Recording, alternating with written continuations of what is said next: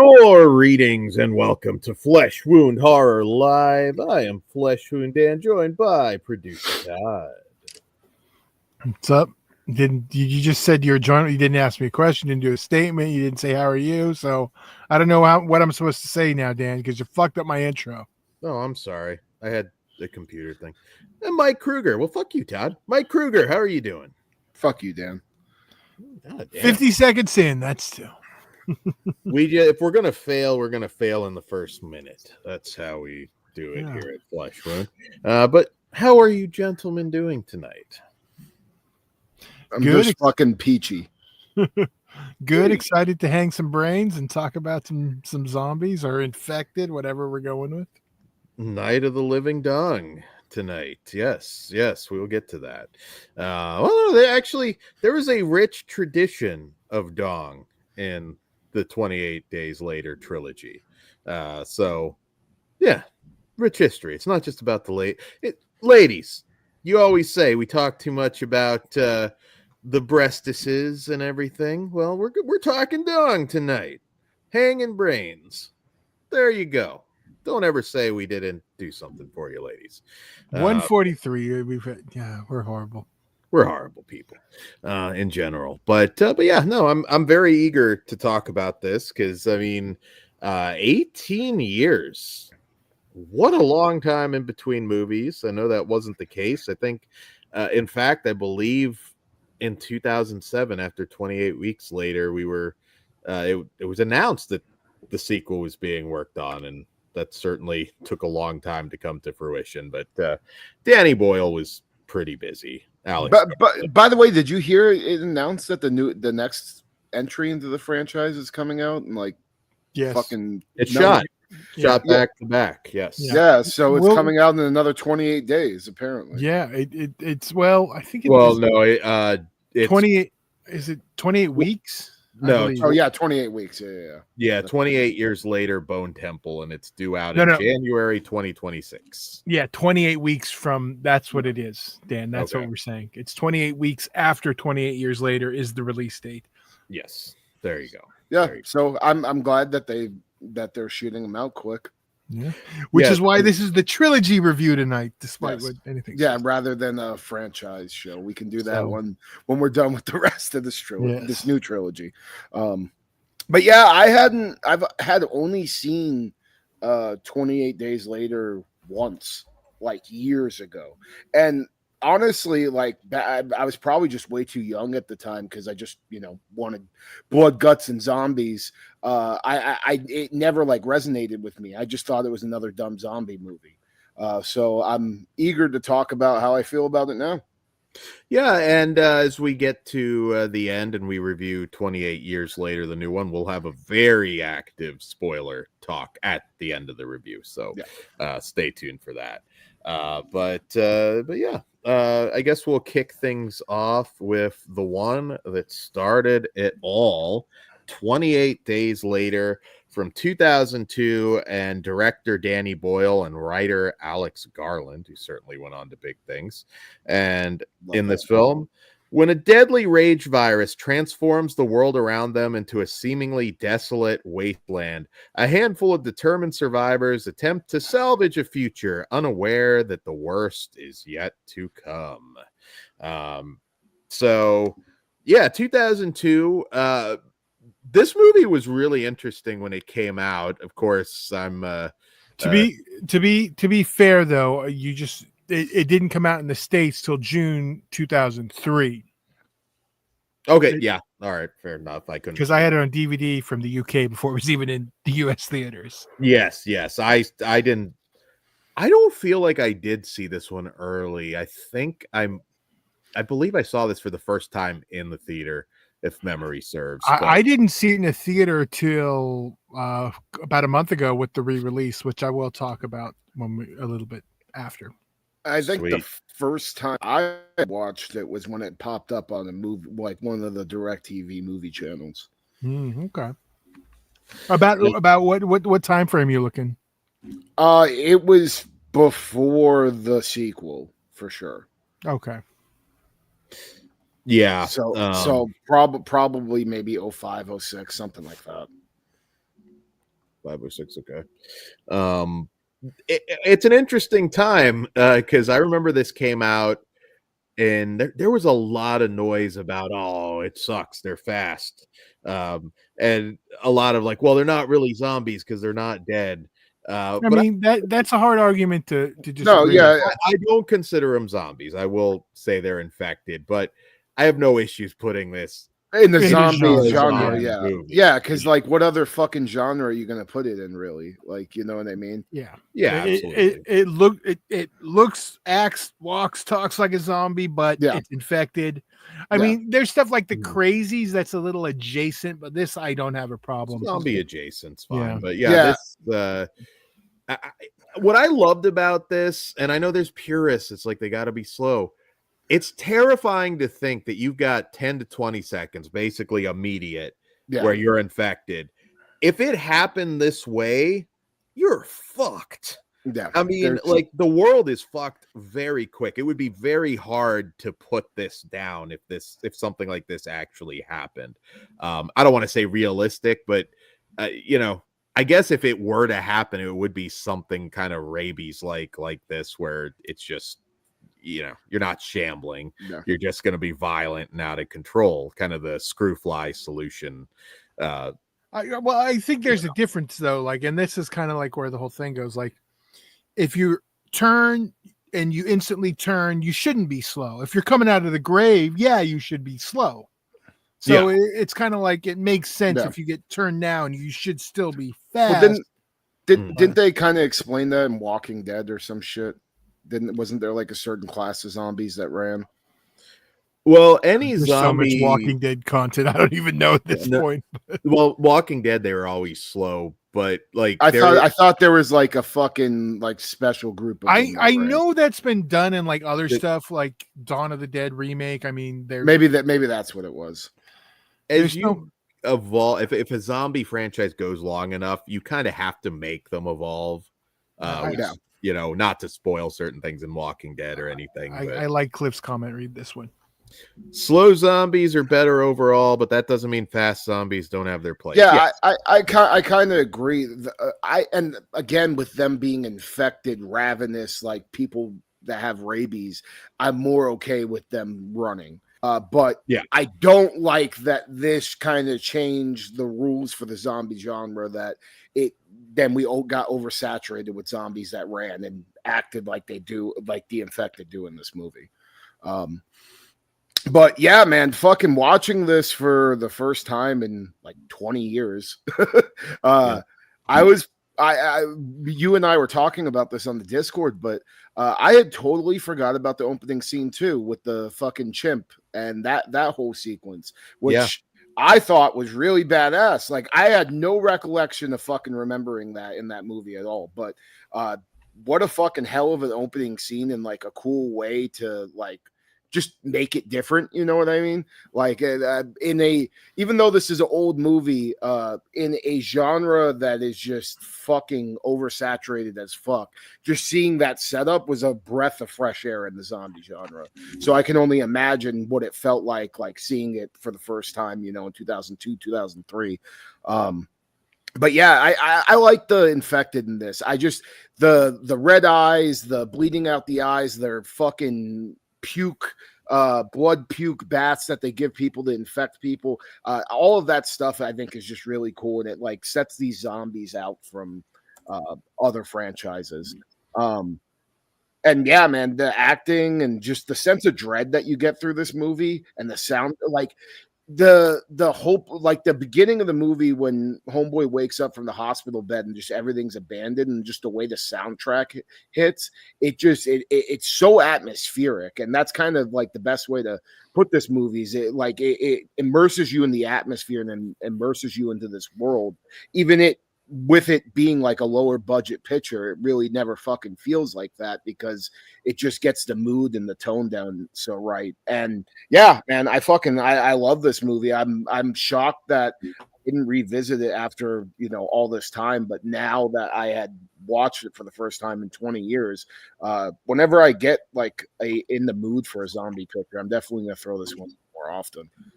I love the idea of just the hopelessness of that sort of scenario and just how quick that things can go to absolute shit. This movie, it doesn't feel American at all. Like, it really feels distinctly British. It's kind of like I said, I remember back then a lot of people just like, why does it look the way it looks? Why does it, not fully kind of similar reaction to Blair Witch in a lot of ways for some of the people that did not care for the movie. But everybody, I think, in this is just so likable. You really feel for our main characters. Naomi Harris is very good in this as Selena. Megan Burns, who plays Hannah, who I believe is a musician now, pretty popular. I cannot think of the band's name off the top of my head, but she went on mostly to be known for her music. And it doesn't get too over the top. Even the villains, they're not like mustache twirling villains. They're just like, like made sense to me. Made me want to join their military. The Todd gang. It was funny seeing Christopher Eccleston, who kind of went on to fame as Doctor Who a few years after this. But people forget he can play a really good scumbag. Which scumbag was he? I'm guessing he was the lead guy, so I guess technically not as bad as the others, but still, he was. I mean, wasn't it his idea? Yeah, he was just as bad. He was the mastermind of it all. I gotta promise them the ladies. Yeah, dude. Again, another part of the movie I completely didn't remember at all. So you just your brain just retained like the zombie stuff and inside the apartment. The zombies got some details too. The zombie stuff, and for whatever reason, I remember the gas station. The apartment building. That's with the little girl and the dad. That's really like the heart of it. So I get why that you remember that. Yeah. One thing I gotta say though, for a movie that's so hopeless and fucked up and just oozing with dread, it has a couple of lighthearted moments that hit you out of nowhere that are just kind of funny, which I like. Fighting you is a good one. Yeah. That one, and then there was something else that happened right before the zombies hit them at the tunnel. I can't remember off the top of my head, but it was just it made me laugh, and then shit hit the fan immediately after, and it was just an awesome ha ha ha. Okay, motherfuckers, we're back in it now.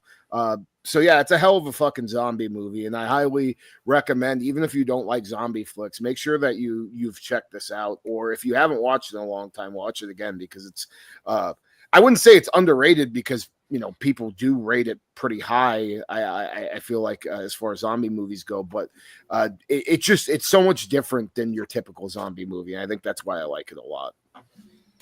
It is. I don't.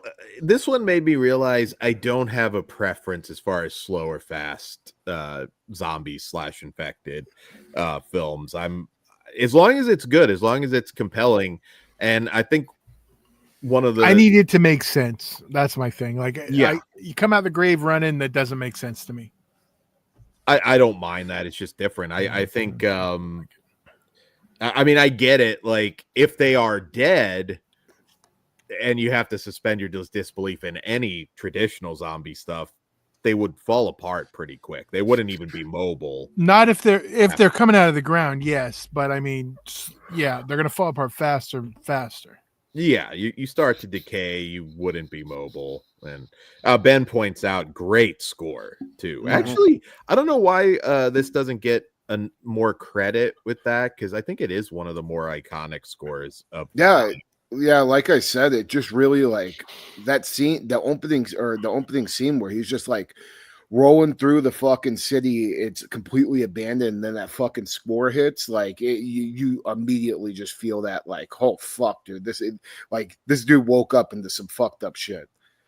Yeah, I'm gonna grab something real quick, because I had something to show for this that I forgot to grab, but I'll be right back. All right, that's fine. I was gonna throw out this. It was an $8 million budget. It grossed 45 US and Canada.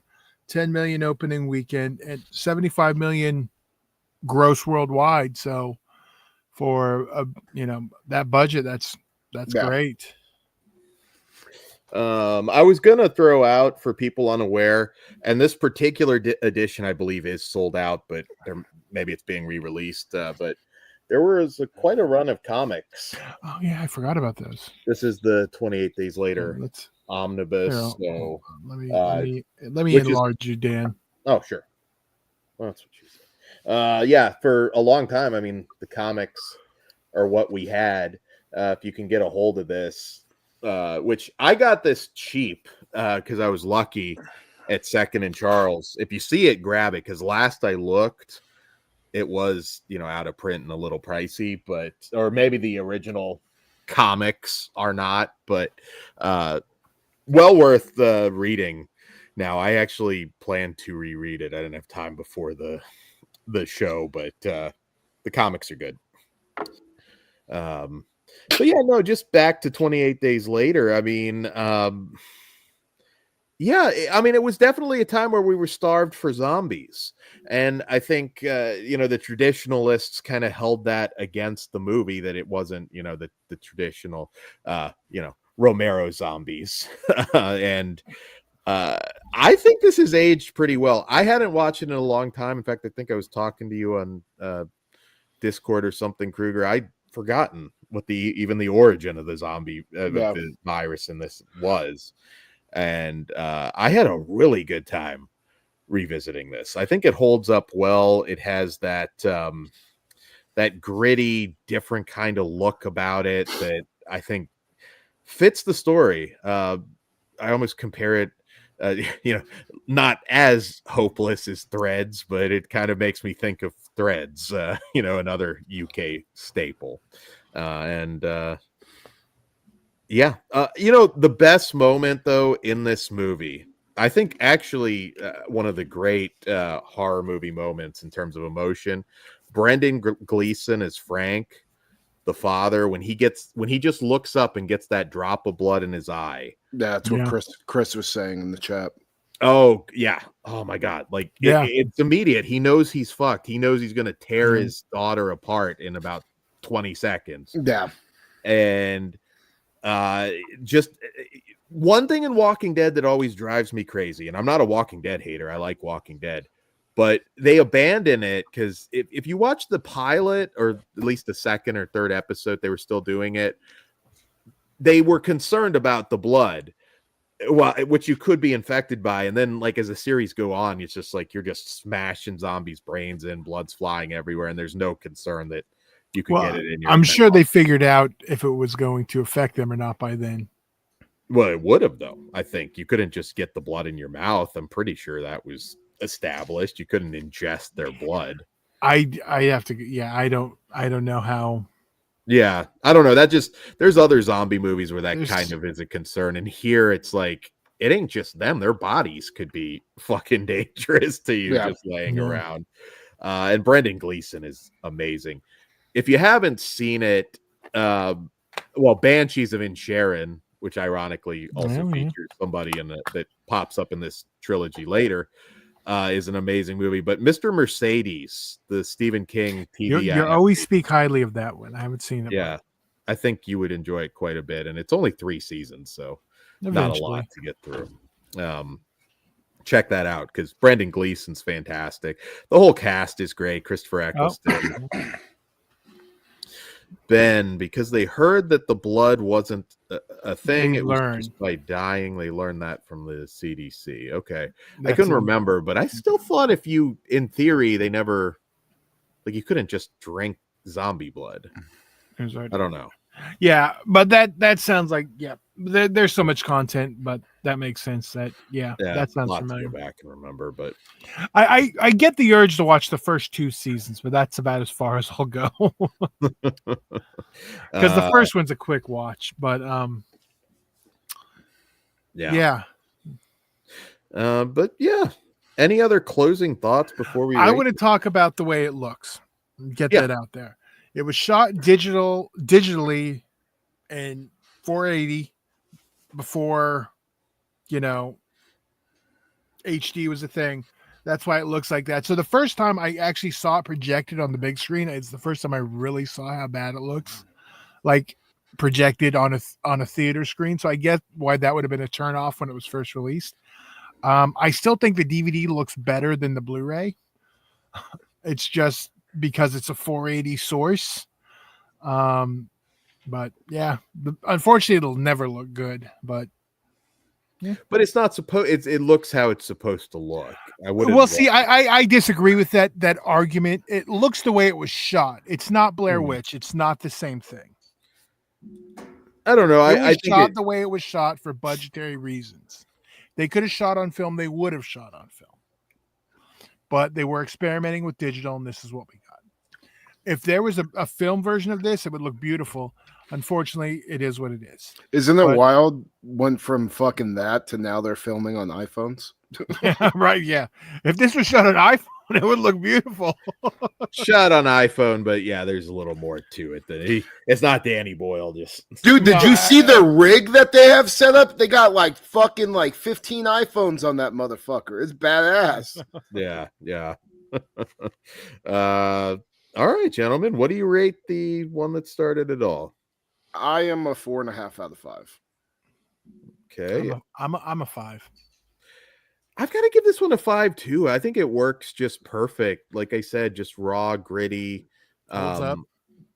It holds up. I like everything about it. I wasn't too sure because it had been a while. It's like, am I going to watch this now and it's going to not hold up because there's just been so much zombie stuff? But I think it's still kind of fresh because of the immediacy of how fucked you are.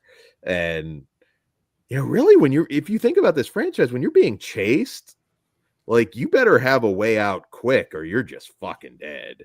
Like, you're not surviving a swarm of them. So I like all that. Dangerous as it should. Now, everything you said about the first one, not knowing how you're going to feel about it going in, all that it was me going in on the second one. Because I remember the first one quite well. Because having the DVD before it was out, we watched it a lot. Yeah. And then I remember when it came out, everyone came over. So we watched it on. I had a bunch of people over. We watched it on theatrical date. So I've watched this movie a lot of times, like even before it hit U.S. theaters. So it's one that I know, where this one I think I saw once when it hit physical, and that's it.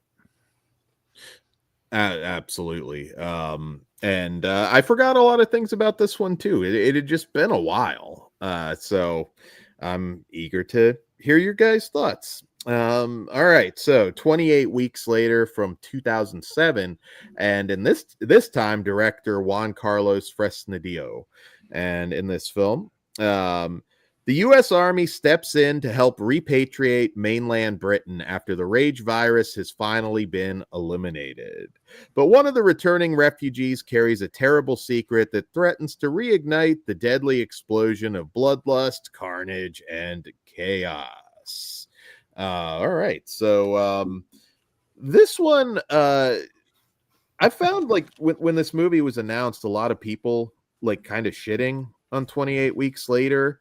And I guess I get it. It's a little more Hollywood, obviously, than the first. It's Americanized for sure. It is, but not to like a sickening degree. I don't think. I might disagree with you on that. I think it's over Americanized. It is what it is. Yeah, I guess so. But I mean, it definitely is a big shift from what we got in the first movie. Like you said, Dan, it feels a lot more Hollywood, and even just like the acting and just the setup with the brother and the sister and all of that. I kind of liked the I don't know, like the randomness of like all these survivors finding each other and no relation, and having like that family connection is just such an American thing to do, I think. Yeah, I'm a big fan of Robert Carlyle. I've always really enjoyed his work, and there's obviously a switch in focus in this movie where we kind of are focusing on him, then segue to the American soldiers and Jeremy Renner's character Doyle. But I do really like him. once again, I felt like I wanted a little more back and forth, like him trying to keep this secret of his moment of cowardice that led to the situation. I think it's still a quite powerful scene when he does see the wife in the really about to be dealt with. The opening scene too, I think, is very well. Intense. Yeah, the opening scene really like grips you with this movie. I got to give him credit where credit's due. Mm-hmm. Yeah, the opening is amazing, and just him having to make it to the boat and everything, and leave his fucking wife, brother. Like Jesus Christ, like, and like just imagine the fuck me when he finds out that she's still alive. You know what I mean? Like having to confront, like you said, that scene where he has to confront her is just powerful stuff. And then, when he turns and beats the shit out of her, it's just like, it's intense. In the bed, yeah. 28 Days Later, it's not like a gore trilogy. We kind of get there. Yeah, we get there. At least to this point, they're not like elaborate gore, but it's like it's violent and it's mean. Yeah, which I like. It's like just vicious fucking like rabid intensity when it comes to like and again, you have to understand her. She's fucking strapped to this fucking bed because they think she's infected, and now she has her crazy infected husband fucking ripping her throat out and beating her to death. I mean, it's a pretty fucking powerful scene. Catherine McCormick as Alice also did a great job there. Yeah. The cast in general, I mean, we got Idris Elba. It was nice to see him. It's funny because like I don't remember him like in anything, but then he'll just pop up out of nowhere. He's a great actor. Sometimes he doesn't always pick the best stuff to do. Yeah. But an amazing actor. I would have loved to have seen him play Bond. But yeah, Jeremy Renner would go on to become one of the biggest stars in the world. Rose Byrne, Imogen Poots, who also has gotten pretty big in recent years. Great cast. Everybody is amazing. Damn, you're not going to bring up what's his name from Lost? Harold Perrineau is Flynn. Yeah. Yes. Yeah. I forget Rose Byrne is British. She plays so many Americans at this point. Yeah. You kind of you just forget. I still think maybe a few issues. I get the Americanizing of this one a little bit, but I still think this is a pretty damn good movie. It is. It's a step down from the original, though, I do think. But that's kind of where I'm at. Like, it's a step down from the original, but it's still a damn good zombie movie. I still like the world, and it's not that I didn't like the characters. It just felt very different. Which again, and then when we get to the third movie, I feel like we kind of switch back, considering who's directing it. Yeah, it's I can't wait to talk spoilers on the third one, but there are some gore highlights though in here. I mean, also just the wife getting her eyes gouged out, like they really made that ugly. And Jeremy, this is trilogy show, so I guess we're doing some spoilers here, but Doyle getting lit on fire and the way they did that, like they shoot the action very well. Again, like, oh, this guy's gonna be around surely for the end. It's like, no, fucking dead. And I did also like that we found out that people could just be carriers and not get the actual virus. Like they added more to the lore, which was nice. Yes. And even the kids aren't necessarily safe in some of this stuff. Well, no, they're not safe within the next movie. Yeah, we'll get to that. And I love, even though, obviously some CG, but taking the helicopter zombie from Dawn of the Dead and putting it on steroids with Harold Perrineau just mowing through him with the helicopter. I had fun with this. It doesn't have the best reputation for whatever reason, but I still think it's pretty damn good. Would have liked maybe Robert Carlyle and some of that family drama to have filled up the runtime a little bit more. But hey, overall, I still think this is actually a pretty good movie. We will still need to explain certain things that are somewhat contradicted, but they could potentially explain it with the ending here and the infection hitting Paris.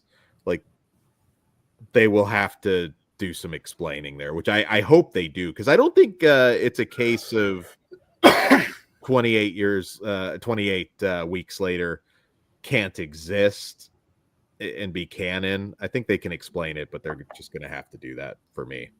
All right, what do you gentlemen rate this one, and we can get on to the main event? I am a 3.5 out of 5. Okay, I am a 4. I'm a 3. Okay, a little bit all over the place on this one, but I did enjoy it a lot. All right, main event time. All right. Main event time. Hang your brains, boys. 18 years in the making. We'll do a non-spoiler review, and then we're going to talk heavy spoilers after our rating. So if you haven't seen it, we'll give you a warning as always.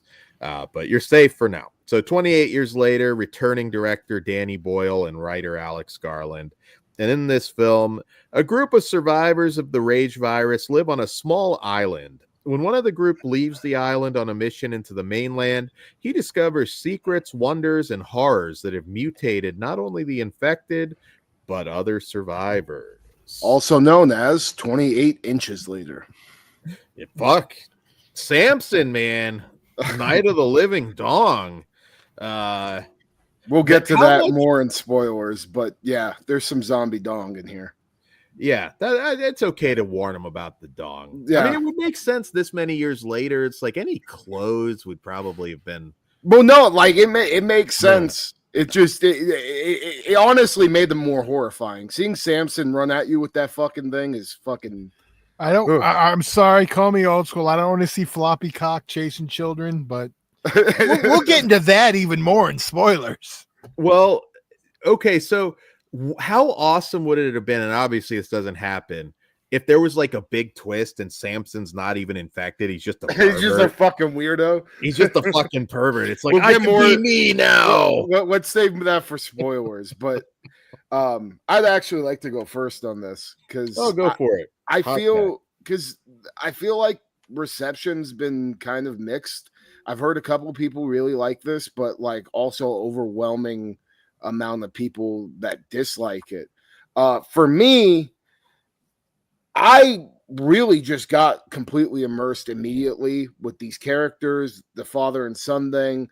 I felt really bad for this fucking kid, and also just seeing the way that like these stupid barbaric traditions that us as men do can fucking backfire and create horrible fucking situations.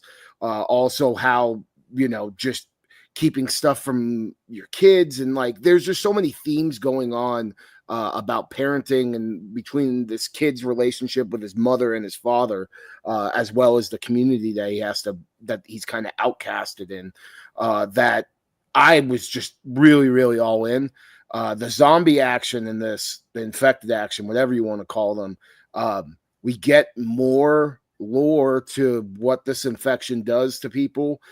We have multiple different types of infected that are introduced into this movie that I fucking loved, especially our boy Samson. There's a class of zombie called the Berserker. I don't think that's a crazy spoiler. Fucking badass as fuck. Just terrifying, like out of your nightmares scenes with fucking Samson ripping people's heads off, spines being fucking torn out Mortal Kombat style. There's some crazy fucking gore in this movie. It's definitely the most gore that we got out of the whole franchise. Also, lots of practical effects, like tons of it. And I was just really, really just a big fan of this fucking movie as a whole. My only complaint is that it feels very much a start of a trilogy.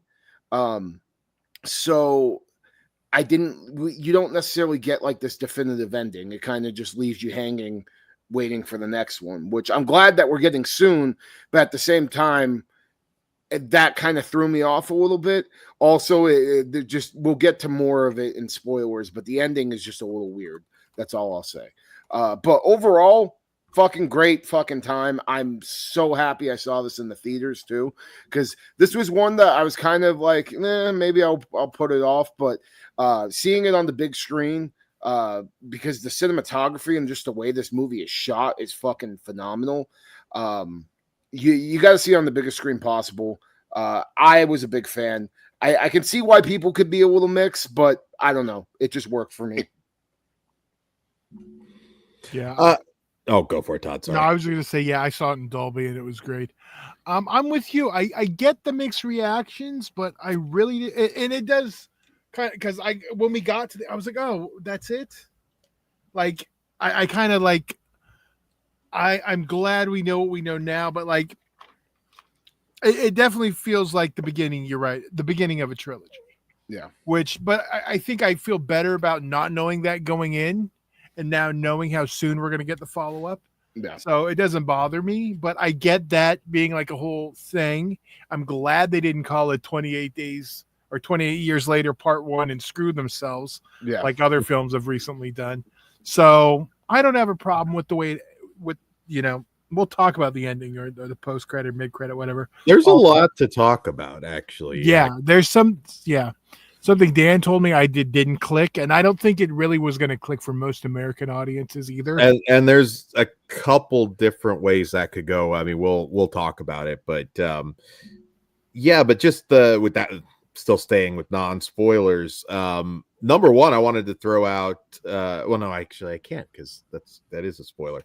But I love this. I can say like there were 2 people actually crying at one point in this movie, and if you've seen it, you can probably guess where. Like actually loud crying during a movie, which I don't see too much. There was they were envious of the dong. It happens. I'll never. Dad was one of them. Fuck you, Dad. But no, I thought they brought the intensity back. They upped the gore. I mean, this is definitely got more over the top gore, heads being torn off and spines ripped out, bodies. I was okay with that. We're the 3rd movie in, you're getting a little crazy with it, but the zombies are still fucking terrifying. Yeah. I love, I'm always sort of fascinated, and I've talked about this before, apocalyptic movies and just how the society evolves over time.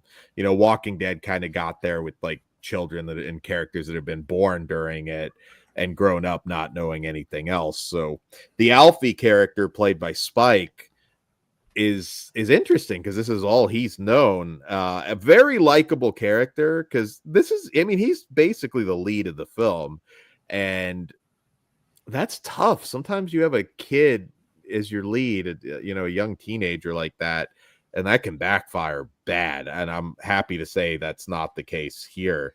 I think this does a lot of world building. It doesn't answer too much, which makes it interesting to tune in to at least one more, hopefully another. I think Danny Boyle right now is saying that he'll come back and direct the one after the Bone Temple, which is the next one, as long as the box office is good. So hopefully people do go out and see these. Well, it's about halfway to making its budget. Well, I mean, it estimated cost $60 million. The worldwide gross is at 66. So, so it's needs to make some more money. Hopefully it will. And well, you got the next one no matter what. But yeah, I mean, Ray Fiennes is such a great character in this, very mysterious. It doesn't fully explain things. We can say because it's on the art, the Bone Temple doesn't fully explain that, but man, does it have me interested to see what they do in the sequels.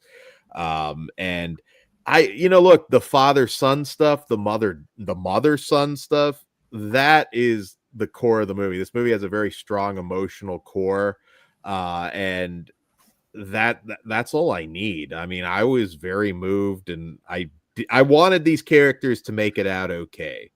And we'll talk in spoilers how certain things like that go. Ben, I like it when they meet the other dude who is showing him stuff from our time. The Swedish guy, yeah. Which, like I said, that can kind of contradict some stuff with. They have to explain a little bit with. Nothing's been contradicted at this point, but that one thing from the end of the last one needs to be explained. And without getting, this isn't like too spoilery, but I mean, they could have contained it when it got to Paris. We don't know that, though. Well, that's the only thing. Danny Boyle did say that 28 weeks later, they're not ignoring it. It did happen. He doesn't give a reason. And I don't even know when this quote was, but he said the French somehow stopped it. So that maybe that's another side movie at some point, too, that they can potentially do. The French finally do something good for once. Jesus Christ. Damn, hating on the French. Wow. We don't get good numbers in French. They don't. Yeah. So. Well, you got like 2. Once they AI dub us, we'll be getting all the French clicks. There you go. I don't know if I'm aware of anybody in France that watches us. Yeah. If you do, shout out. And Kruger's opinions are not my opinions. So there you go. Kruger's going to feud with Rene Dupree now. Dan, you don't try to suck up to the French women. You're out because they don't shave their pits. Damn. Renee's and for the record, Renee's French Canadian, so he's French Canadian, but he's still French native speaker. That's not the same thing, Dan. He's a French. All right, whatever. Let's get back to the movies. That's trying to make me the asshole in this scenario. Well, you said you hate women with hairy armpits, so you are. I didn't say I hated them. I just don't like being around them. Well, so that's great, ladies. If you want to keep Dan away, you know what to do. Anyways, don't come to LA, brother. Jodie Comer, who's also in the Banshees of Inisherin, a movie I love, with Brendan Gleeson. She's great in this. She is really, really fucking good. She's also on Killing Eve, which I know a lot of people are quite fond of. The cast is perfect in this. And Jack O'Connell as well, which I won't talk about his role, but he was the Irish vampire in Sinners, so he's having a hell of a year in our genre. A lot of what I want to say is spoiler heavy, so I'll kind of leave it there and just say I do think you should go out and see this. You may or may not fully understand the ending, because I'll be honest, it did not fully click with me in the theater, and we'll talk about and that's going to be something I think is only going to click with a truly British audience. I think this is the one thing that they really rectified. This is a British movie. It's not like the second one when they over-Americanized it. No, it feels more intelligent than. Yeah, we're back. It feels like the first one. I'd have no issues if they ignored the second one, because I don't feel like it really adds anything to the series as of now. No, it feels like a side story. Yeah. But I think I see some are going to disagree. We're back on the right track. I do really like what we're doing. I like the world that's been continued to build on. And I definitely think if you're a fan of the first one, I think you'll enjoy this one. If you're more on the second one, or you don't really like the first one, I don't know. But it's definitely, it delivers in the gore category. Yeah, I'd say really don't. Yeah, and I'd say at the very least, like, if you're a gore fan, like, there were some of my favorite scenes of the year in this film. And if you're a Dong fan, ladies, or gentlemen, this one's got your name written all over it. How much poontang is Samson, that actor, getting? Well, it probably decreased when word spread that it was a prosthetic dong. Yeah, but I'm not telling anybody like it's a prosthetic dong. I am and I'm still not sure if that's better or worse than the prosthetic dong chasing children or the real dong. I don't know where I'm at yet. We'll discuss this more in spoilers. Yes, but all right, let's rate it. Let's rate it and hit spoilers. What say you, Kruger? I am 4 stars out of 5. Dan, what do you get? I'm 4.5. I'm also 4.5, and I think I'm like kind of limited on that because I don't know where we're going yet. Yeah. You know what I mean? So I could go higher if and I may like this one over time if the next chapter. And that's the thing. Like a lot of people have said with the 28 films, 28 later films, I guess we'll call them, that it takes a little bit of time on some of them to really click with the audience. That it's not an immediate love thing. It's something that more of a grow with you. So like coming out of this one, someone asked me the day after I saw, years later, I was like, I don't know yet.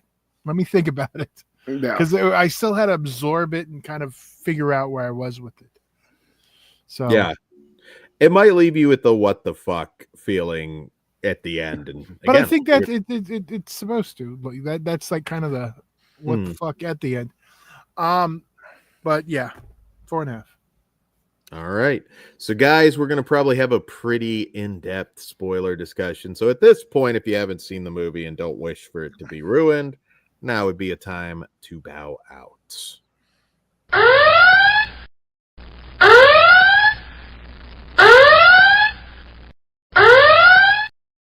All right, so you have been warned. So the ending, now in the theater, it did not click, even though visually, you see it after you really like, oh fuck, okay, yeah, I see it now. So we get this ending where we're getting these parkour, very strange looking ninjas that just start kicking the shit out of the zombies, which I didn't like because I like the fact that our 28 years later infected are not so easy to deal with, even if it's just one, let alone a group. So I was kind of left with that same, like, okay, this is a big tone shift into the next movie, and I don't know that I like it. But what I didn't realize, and I'm very familiar with Jimmy Savile. I've watched lots of documentaries. I know that case. It did not hit me in the theater that that's what we were looking at, even with all the graffiti and the Jimmy stuff. Like it just didn't click for me in the theater. That this is a sort of a Jimmy Savile cult. They're all credited as Jimmy something, and so like that's kind of mind-blowing what that could mean. If you're unfamiliar, in a nutshell, I won't run down the whole thing. Jimmy Savile was basically the Dick Clark or Regis Philbin of the UK. He was over 30-40 years, something like that, top of the pops.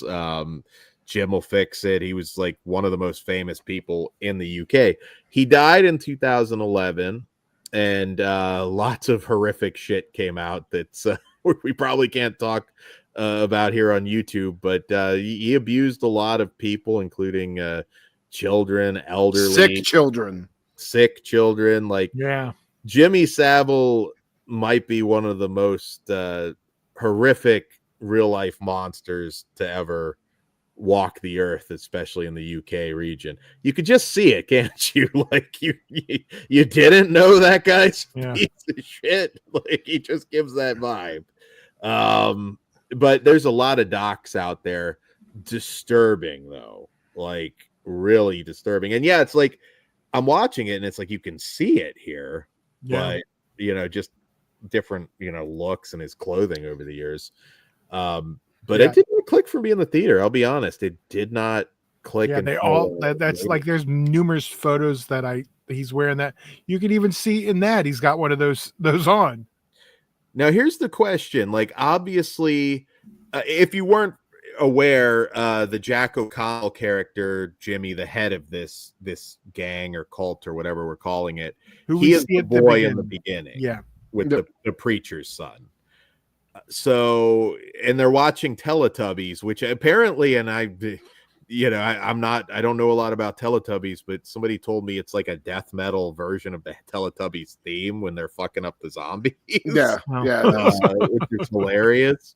Can you imagine if they were just dressed as Teletubbies and they? Well, I think they all had different colors on, like the Teletubbies.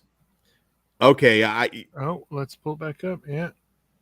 Yeah, well, we have all the rainbow colors, so yeah, but can you imagine if they were just dressed as like we just see like all of a sudden like what are the Tinky Winky or whatever the fuck they call those things, are just coming out with like an AR and just start mowing down. That would be pretty fucking funny, dude. I think I'd just be like, this is ridiculous, but I might have to give it 5 stars for the balls. What's the movie with the SpongeBob costume? Fuck. This ain't SpongeBob's Witching and Bitching. Witching and Bitching. Oh yeah, Witching damn. and Bitching. Yeah. All right. You got SpongeBob with a gun in that one. Let's get Teletubbies with some AKs in this next 28 days. And if you want to see the documentary on Jimmy Savile, it is. Yeah, it's on Netflix. It's a British horror story is the one. Yeah, that's probably the most in depth one.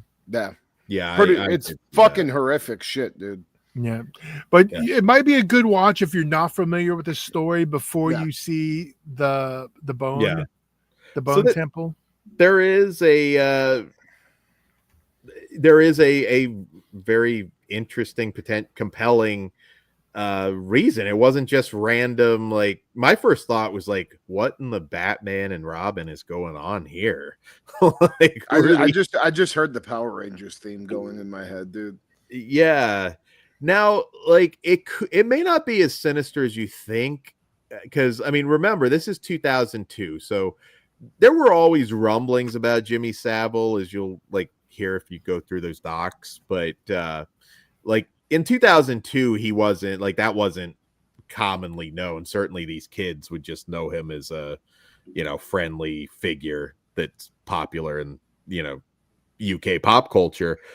So that's not to say that this group is sinister, but fucking imagine if they go the direction that Jimmy Savile was somehow a survivor and let's not, please. Well, imagine if they did. If it was an American version, it was Harvey Weinstein, I'd be behind this, but he would have to be long dead 28 years later. That's the thing. But like, imagine if that factored into it. Like, holy shit. It's like they worship his head like in a fucking jar. Like, we just see like just a robot Savile like walking around. Jesus Christ. Wow. I mean, dude, with the tone shift, that may be where we're going. Robo fucking Savile coming in. Yeah, Ben says Power Rangers ass ending. Did you not like it, Ben? Yeah. Ben was telling me he wasn't a fan of the ending. I get it. It's a total tone shift, but dark, not stupid necessarily. Like, well, you don't know it's dark though watching it. No, that's true. Like, yeah, and that's why I said I wish I would have found this out on the show, because that does affect the way I view it. I don't know if my rating would have been the same if I found out after I rated it. If I found out in spoilers this, because I do like that they did something dark, and if it would have been an American Chomo, I think it would have caused a bit of an outrage. I believe it's something that goes over most Americans' heads. Apparently there is some outrage in the UK. I haven't looked too deep into it. Yeah, but they don't cancel people there. They're not. They don't. Yeah, they do. Who's got canceled in the UK? Oh God, you want a list in the UK? There've been a few people. I think if you're talking specifically UK based people, like, for sure. I don't want to go into a whole cancellation. I didn't like the dumbass ending. It doesn't change his opinion. Okay. And that's the thing. I don't know if it did or not. Like, I kind of wish I would have found out. I don't like that they were like kung fu parkouring the zombies. Count Savile in the Bone Temple. Oh shit! Welcome, by the way, Event Tide. I haven't seen you in here. Good to see you. Oh God. Oh, fuck, Ben. Ben dropped it.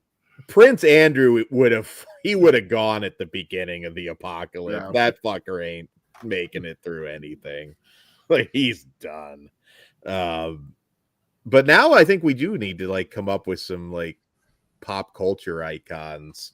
What if the actual Teletubby actors Like we get into the next movie. Who gives a fuck about the Dan, you really got a hard on for these Teletubbies. Imagine they're shooting the episode, then all of a sudden, like people are just being like fucked up in the audience and torn apart, and the actors have to band together. I don't know. Although I guess they're not. That's not British, is it? Is Teletubbies British? Yeah, it's not American. It isn't? No. I think that was just popular everywhere. Is it British? Yeah. I believe it is. I think we're on the wrong show for anybody to have the answer to that, though. But I used to only watch Teletubbies when I was hot. Yeah, British television series. Oh, okay. Well, there you go. We used to watch Barney and throw in rap music, and just watch the rap along. And then when we got really high, we throw in Teletubbies and throw some folk music on. David Hess to Teletubbies, Last House on the Left soundtrack to Teletubbies is amazing if you're high enough. What the fuck? I've never been that high. I used to TiVo that shit, so I'd have just random episodes to watch when we got high.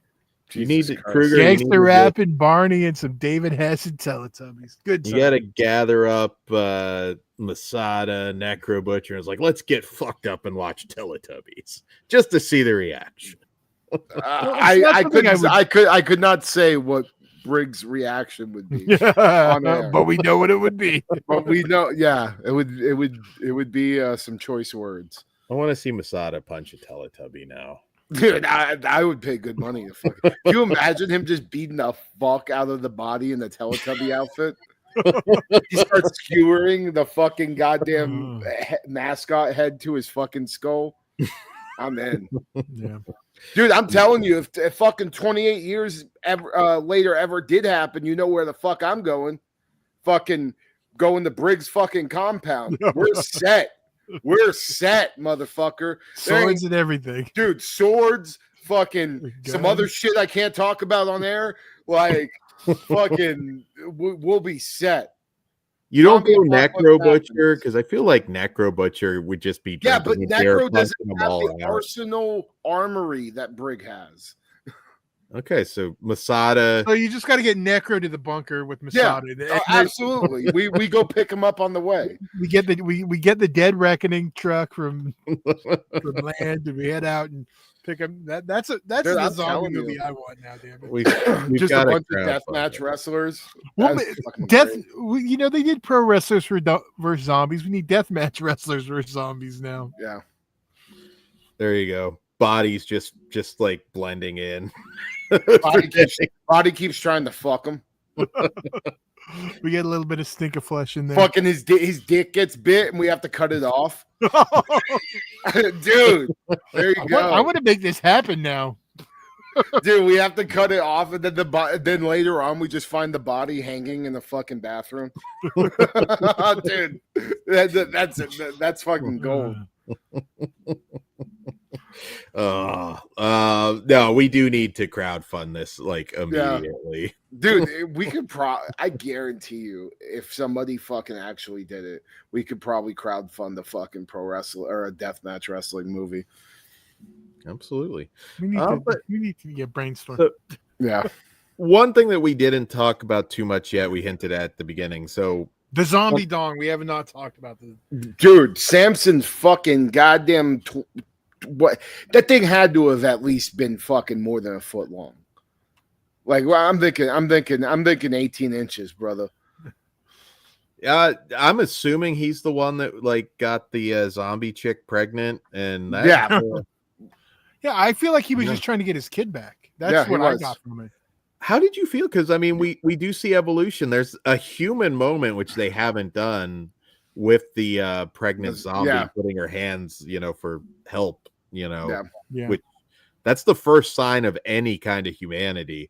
I don't know if it's even humanity at that point. Maybe it's something with the pregnancy because seemingly the baby. Well, it's two mothers helping or like a mother helping another mother.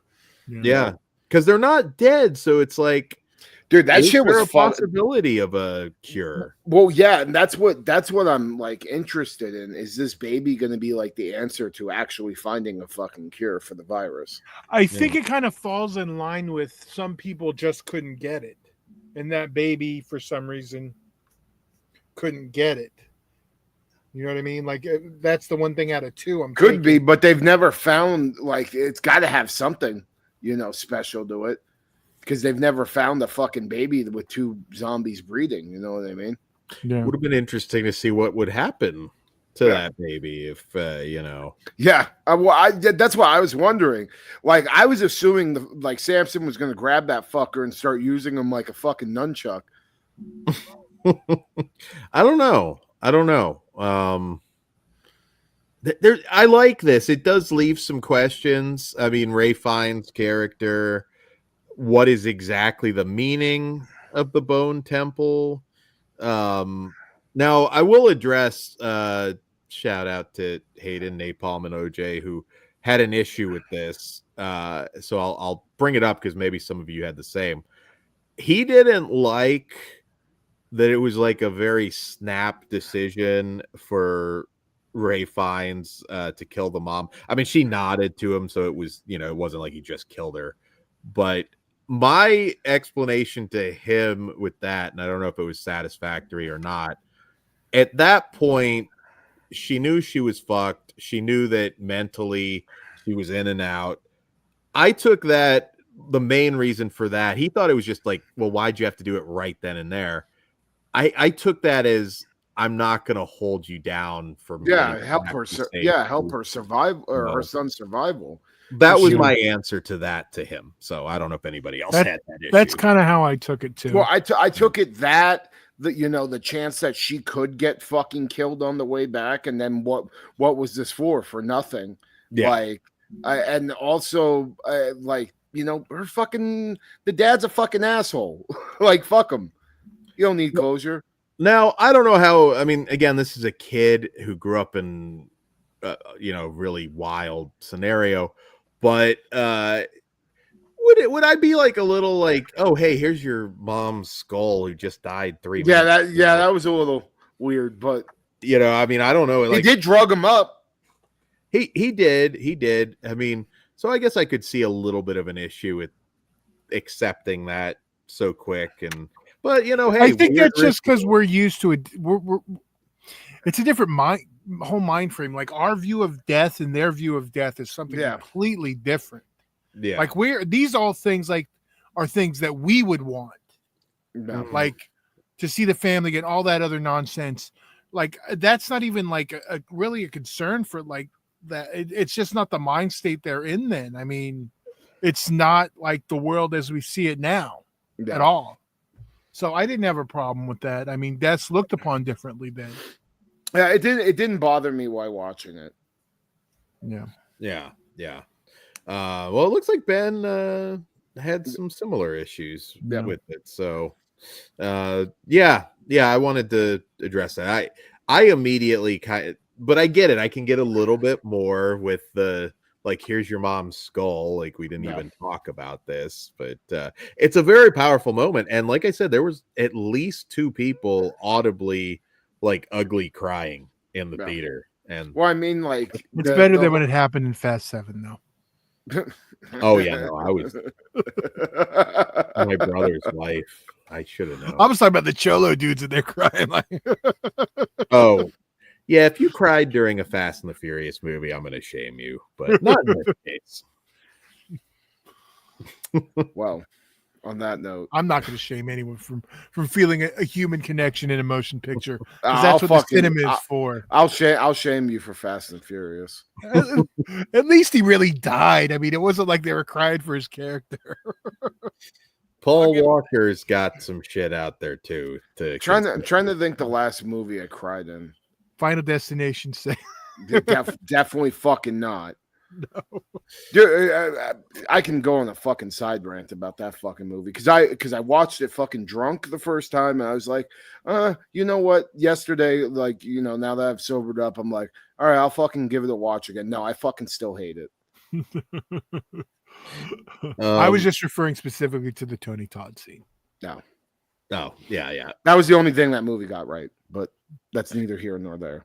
One thing that we did not talk about too much yet, we hinted at it, but 28 years later, Bone Temple. That and whatever, if Danny Boyle gets to direct the movie after that. So it's kind of been confirmed by the director several times, although maybe it doesn't happen, that Cillian Murphy would be back. He said that the plan is to bring him back. Both of them. They haven't confirmed. I don't know if they've talked to Selena or not, but Naomi Harris. Yeah. I haven't heard much about her. She was mentioned in one of the most recent that they'd like to bring them both back. And potentially Imogen Poots from 28 Weeks Later. It would be kind of cool to like connect all of that and see what they're up to in this world. But I'm very concerned about Nia DaCosta as the director. Danny Boyle, I mean, it's still being written by Garland, I believe. Is that for the second one? The new one coming out in January. It's Nia DaCosta. 28 years later, Bone Temple, and Nia DaCosta did the terrible, in my opinion, Candyman remake and The Marvels. Man, I don't like that. Now, I'm not saying she's incapable of making a good movie. Sometimes movies turn out the way they do for lots of different reasons, but that one gives me pause. I'm really hoping that Boyle was heavily involved with that and kind of guided it. I don't think there's anything wrong with the directing in Candyman. Now, you can say whatever because that was her script, but I don't think and the Marvels, it's a studio film. It's like basically you're doing whatever Marvel wants, so it's hard to really go either way. Yeah, fair enough. Yeah, fair enough. But like, I don't think she's not a competent director. Like, I didn't hate Candyman. It's not what I wanted, but that's not the name I want to see attached to anything, though. Unfortunately, I get it, but I don't. Yeah, we'll see. Yeah, we won't have to wait too long, luckily. But yeah, I think the fact that it's not written by, I think it'll be. Yeah, I think they're going in with the plan. I think it's going to be. I think it's going to be fine. I'm not really worried about that. Other controversies about this one, though. We only mentioned a couple. Okay. Any others? You said there was multiple. I'm trying to think what I didn't talk Okay, well, about. the only one that you didn't mention was, and I referenced it earlier, was the dong in front of children. I know that was kind of a thing. But the thing about that, too, is how you shoot something. Like, I remember, and I mean, obviously a much more disturbing film than this, but Mysterious Skin, a lot of people had issues with, and that is a very upsetting movie, but the way you shoot things at times, you got to understand, like, the actor is not involved in. Well, then you throw the Jimmy Savile shit in there, and then you have a naked dude with dong out chasing children. But it does make sense that the character. No, I get it. It didn't click to me after at that point. I mean, 20, however long you're assuming he went. But they said it's a prosthetic dong, so it was okay. I don't know if it makes it okay, but that's fun. Is the actor even really? Like, yeah, it's not. It wasn't a sexual thing. I don't have a problem with it. Yeah. I think that's just people maybe. I guess because of the Savile thing, I can understand raising that question, but I'm not. I don't think there was any. Yeah, I'm not worried about the child. Be concerned about here. No, but I know that was one thing, and so I think those are the biggest controversies came out of it. So basically, going forward, I'd like something to explain Paris and everything, and like just address it. I don't need a lot. If you don't intend to tell that story, just make a little comment about the French being able to push it back somehow. Yeah, they finally won a war. There you go. Yeah, done. Congrats. Just because of the was he Swiss or Swedish? I can't remember. He was Swiss. The Swiss guy coming in and like basically humanity everywhere else just fine. Yeah. Is there a difference? What? Is there a difference between Swiss and Swedish? Yes, and they Switzerland. It's a different it's Switzerland and Sweden. Got it. What do they call Switzerland? Swedes. Okay. I'm sorry. I got it. We've pissed off 3 groups. Yeah, well, every once in a while, you got to stick your finger in a dike. That's a Dutch thing. Sorry, my bad. Wrong one. Okay. No need to censor. I was talking about the Dutch.